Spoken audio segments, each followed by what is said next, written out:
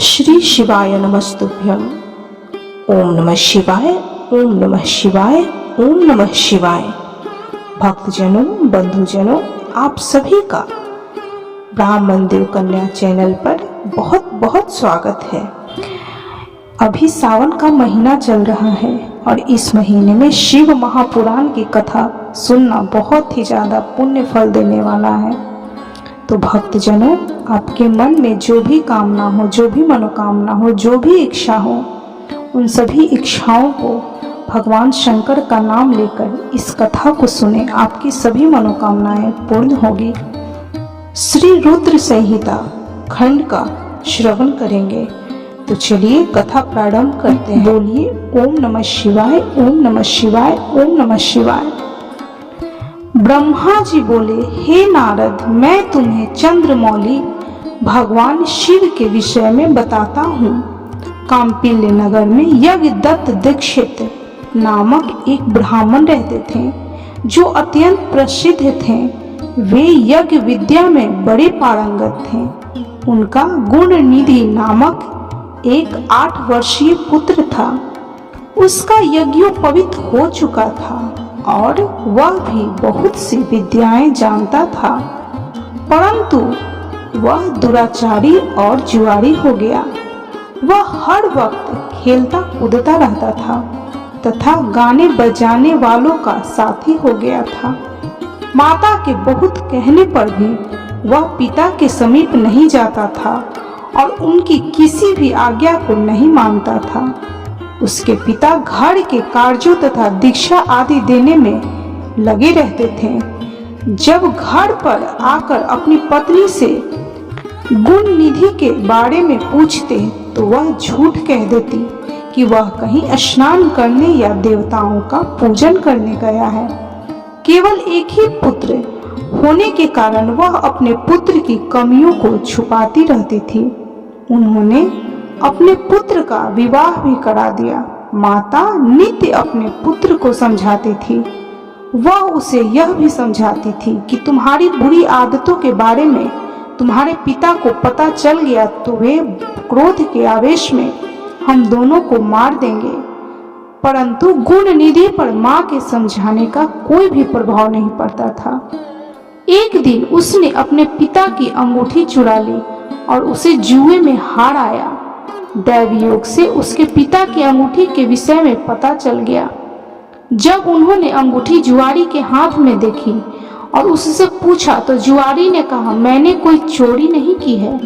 अंगूठी मुझे तुम्हारे पुत्र ने ही दी है।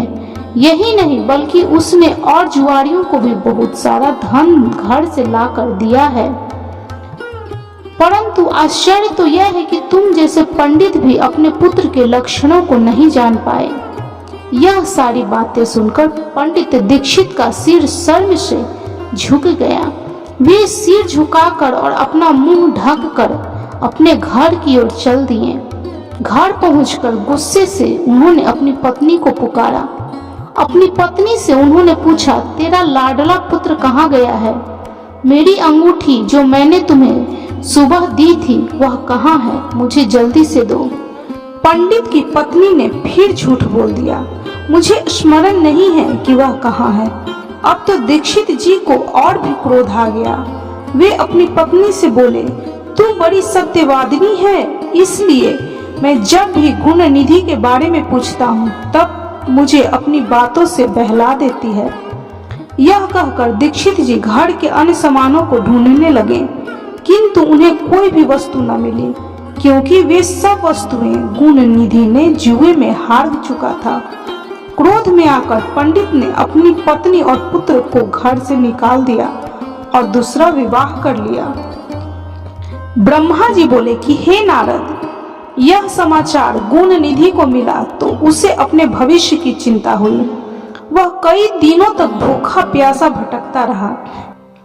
एक दिन भूख प्यास से व्याकुल वह एक शिव मंदिर के पास बैठ गया। एक शिव भक्त अपने परिवार सहित शिव पूजन के लिए विविध सामग्री लेकर वहां आया था। उसने परिवार सहित भगवान शिव का विधि विधान से पूजन किया और नाना प्रकार के पकवान शिवलिंग पर चढ़ाए। पूजन के बाद वे लोग वहां से चले गए तो गुण निधि ने भूख से मजबूर होकर उस भोग को चोरी करने का विचार किया और मंदिर में चला गया। उस समय अंधेरा हो चुका था, इसलिए उसने अपने वस्त्र को जलाकर उजाला किया। यह मानो उसने भगवान शिव के सम्मुख दीप जलाकर दीपदान किया था। जैसे ही वह सब भोग उठाकर भागने लगा, उसके पैर की धमक से लोगों को पता चल गया कि उसने मंदिर में चोरी की है। सभी उसे पकड़ने के लिए दौड़े और उसका पीछा करने लगे। नगर के लोगों ने उसे खूब मारा। उनकी मार को उसका भूखा शरीर सहन नहीं कर सका और उसके प्राण पखेरु उड़ गए। उसके कुकर्मों के कारण यमदूत उसको बांधकर ले जा रहे थे। तभी भगवान शिव के पार्षद वहां आ गए और गुण निधि को यमदूतों के बंधन से मुक्त करा दिया। यमदूतों ने शिव गणों को नमस्कार किया और बताया कि यह बड़ा पापी और धर्म कर्म से हीन है। यह अपने पिता का भी शत्रु है। इसने शिवजी के भोग की भी चोरी की है। इसने बहुत पाप किए हैं, इसलिए यह यमलोक का अधिकारी है। इसे हमारे साथ जाने दें ताकि विभिन्न नरकों को यह भोग सके। तब शिव गणों ने उत्तर दिया कि निश्चय ही गुण निधि ने बहुत से पाप कर्म किए हैं, परंतु इसने कुछ पुण्य कर्म भी किए हैं जो संख्या में कम होने पर भी पाप कर्मों को नष्ट करने वाले हैं। इसने रात्रि में अपने वस्त्र को फाड़कर शिवलिंग के समक्ष दीपक में बत्ती डालकर उसे जलाया और दीपदान किया। इसने अपने पिता के श्रीमुख से एवं मंदिर के बाहर बैठकर शिव गुणों को सुना है और ऐसे ही और भी अनेक कर्म धर्म इसने किए हैं। इतने दिनों तक भूखा रहकर इसने व्रत किया और शिव दर्शन तथा शिव पूजन भी अनेकों बार किया है। इसलिए यह हमारे साथ शिव लोक को जाएगा, वहां कुछ दिनों तक निवास करेगा। जब इसके संपूर्ण पापों का नाश हो जाएगा तो भगवान शिव की कृपा से यह कलिंग देश का राजा बनेगा। अतः यमदूत तुम अपने लोक को लौट जाओ। यह सुनकर यमदूत यमलोक को चले गए। उन्होंने यमराज को इस विषय में सूचना दे दी और यमराज ने इसको प्रसन्नता पूर्वक स्वीकार कर लिया। तत्पश्चात गुण निधि नामक ब्राह्मण को लेकर शिवगण शिवलोक को चल दिए। कैलाश पर भगवान शिव और उमा देवी विराजमान थे। उसे उनके सामने लाया गया। गुण निधि ने भगवान शिव उमा की चरण वंदना की और उनकी स्तुति की। उसने महादेव से अपने किए कर्मों के बारे में क्षमा याचना की। भगवान ने उसे क्षमा याचना प्रदान की। वहां शिवलोक में कुछ दिन निवास करने के बाद गुण निधि कलिंग देश का राजा अरिमदम के पुत्र दम के रूप में विख्यात हुआ। हे नारद, शिव जी की थोड़ी सी सेवा भी उसके लिए अत्यंत फलदायक हुई। इस गुण निधि के चरित्र को जो कोई भी पढ़ता अथवा सुनता है, उसकी सभी कामनाएं पूरी होती है। वह मनुष्य सुख शांति को प्राप्त करता है। नारद जी ने प्रश्न किया कि हे ब्रह्मा जी, अब आप मुझे यह बताइए कि गुण निधि जैसे महापापी मनुष्य को भगवान शिव द्वारा कुबेर पद क्यों और कैसे प्रदान किया गया। हे प्रभु, कृपा कर इस कथा को भी बताइए। ब्रह्मा जी बोले, नारद, शिवलोक में सारे दिव्य भोगों का उपभोग तथा उमा महेश्वर का सेवन कर वह अगले जन्म में कलिंग के राजा अरिमदम का पुत्र हुआ। उसका नाम दम था। बालक दम की भगवान शंकर में असीम भक्ति थी। वह सदैव शिव जी की सेवा में लगा रहता था। वह अन्य बालकों के साथ मिलकर शिव भजन करता। युवा होने पर उसके पिता अरिमदम की मृत्यु के पश्चात दम को राज सिंहासन पर बिठाया गया। राजा दम सब ओर शिव धर्म का प्रचार और प्रसार करने लगे। वे सभी शिवालयों में दीपदान करते थे। उनकी शिव जी में अनन्य भक्ति थी। उन्होंने अपने राज्य में रहने वाले सभी ग्रामाध्यक्षों को यह आज्ञा दी थी कि शिव मंदिर में दीपदान करना सबके लिए अनिवार्य है। अपने गांव के आसपास जितने शिवालय हैं वहां सदा दीप जलना चाहिए। राजा दम ने आजीवन शिव धर्म का पालन किया, इस तरह वे बड़े धर्मात्मा कहलाए। उन्होंने शिवालयों में बहुत से दीप जलवाए। इसके फलस्वरूप वे दीपों की प्रभा के आश्रय हो मृत्यु उपरांत अलकापुरी के स्वामी बने। ब्रह्मा जी ने कहा, हे नारद, भगवान शिव का पूजन व उपासना महान फल देने वाली है। दीक्षित के पुत्र गुण निधि ने जो पूर्ण अधर्मी था, भगवान शिव की कृपा पाकर दिक्पाल का पद पा लिया था। अब मैं तुम्हें उसकी भगवान शिव के साथ मित्रता के विषय में बताता हूँ। नारद, बहुत पहले की बात है, मेरे मानस पुत्र पुलसत्य से विश्रवा का जन्म हुआ और विश्रवा के पुत्र कुबेर हुए।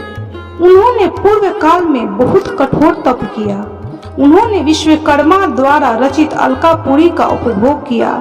मेघवाहन कल्प के आरंभ होने पर वे कुबेर के रूप में घोर तप करने लगे। वे भगवान शिव द्वारा प्रकाशित काशीपुरी में गए और अपने मन के रत्नमय दीपों से 11 रुद्रों को उद्बोधित कर वे तन्मयता से शिव जी के ध्यान में मग्न होकर निश्चल भाव से उनकी उपासना करने लगे। वहां उन्होंने शिवलिंग की प्रतिष्ठा की। उत्तम पुष्पों द्वारा शिवलिंग का पूजन किया। कुबेर पूरे मन से तप में लगे थे। उनके पूरे शरीर में केवल हड्डियों का ढांचा और चमड़ी ही बची थी। इस प्रकार उन्होंने 10,000 वर्षों तक तपस्या की। तत्पश्चात भगवान शिव अपनी दिव्य शक्ति उमा के भव्य रूप के साथ कुबेर के पास गए। अलकापति कुबेर मन को एकाग्र कर शिवलिंग के सामने तपस्या में लीन थे। भगवान शिव ने कहा, अलकापते, मैं तुम्हारी भक्ति और तपस्या से प्रसन्न हूँ। तुम मुझे अपनी इच्छा अनुसार वर मांग सकते हो। यह सुनकर जैसे ही कुबेर ने आंख खोली तो उन्हें अपने सामने भगवान नीलकंठ खड़े दिखाई दिए। उनका तेज सूर्य के समान था। उनके मस्तक पर चंद्रमा अपनी चांदनी बिखेर रहा था। उनके तेज से कुबेर की आंखें चौंधिया गई। तत्काल उन्होंने अपनी आंखें बंद कर ली। वे भगवान शिव से बोले कि भगवान, मेरे नेत्रों को वह शक्ति दीजिए जिससे मैं आपके चरणा रविंदों का दर्शन कर सकूं। कुबेर की बात सुनकर भगवान शिव ने अपनी हथेली से कुबेर को स्पर्श कर देखने की शक्ति प्रदान की। दिव्य दृष्टि प्राप्त होने पर वे आंखें फाड़ फाड़ कर उमा देवी की ओर देखने लगे। वे सोचने लगे कि भगवान शिव के साथ यह सर्वांग सुंदरी कौन है। इसने ऐसा कौन सा तप किया है जो इसे भगवान शिव की कृपा से उनका सामीप्य रूप और सौभाग्य प्राप्त हुआ है। वे देवी उमा को निरंतर देखते जा रहे थे। देवी को घूरने के कारण उनकी बाईं आंख फूट गई। शिव जी ने उमा से कहा, उमे, यह तुम्हारा पुत्र है। यह तुम्हें क्रूर दृष्टि से नहीं देख रहा है। यह तुम्हारे तप बल को जानने की कोशिश कर रहा है। फिर भगवान शिव ने कुबेर से कहा, मैं तुम्हारी तपस्या से बहुत प्रसन्न हूँ। मैं तुम्हें वर देता हूँ कि तुम समस्त निधियों, गुहा शक्तियों के स्वामी हो जाओ। सुव्रतों, यक्षों और किन्नरों के अधिपति होकर धन के दाता बनो। मेरी तुमसे सदा मित्रता रहेगी और मैं तुम्हारे पास सदा निवास करूंगा, अर्थात तुम्हारे स्थान अलकापुरी के पास ही मैं निवास करूंगा। कुबेर, अब तुम अपनी माता उमा के चरणों में प्रणाम करो, यही तुम्हारी माता हैं।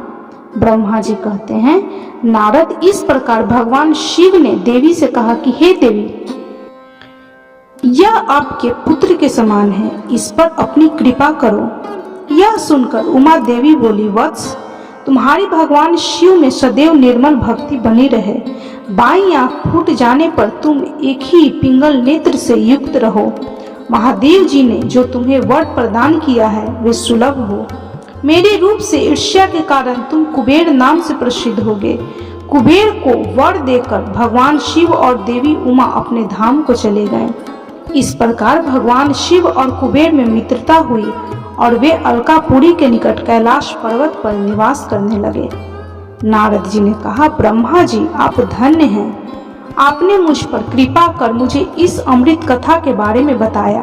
निश्चय ही शिव भक्ति दुखों को दूर कर समस्त सुख प्रदान करने वाली है। तो भक्तजनों, आप भी इस शिव भक्ति की कथा अवश्य सुने। इस कथा को सुनने से आपके मन की जो भी मनोरथें होंगी भगवान पूर्ण करेंगे। आपके जीवन की सभी समस्याओं का भगवान शिव महाकालेश्वर समाधान करेंगे। तो बोलिए, कर्पूर गौरम करुणावतारम संसार सारम भुजगेंद्र हारम सदा वसंतम हृदय रविंदे भवम भवानी सहितम नमामि। ओम नमः शिवाय, ओम नमः शिवाय, ओम नमः शिवाय। भक्तजनों, बंधुजनों, यदि आपको शिव महापुराण की यह कथा अच्छी लगी हो तो कृपया वीडियो को लाइक, शेयर और सब्सक्राइब जरूर करें और कमेंट में हर हर महादेव, ओम नमः शिवाय, जय महाकाल जरूर लिखें।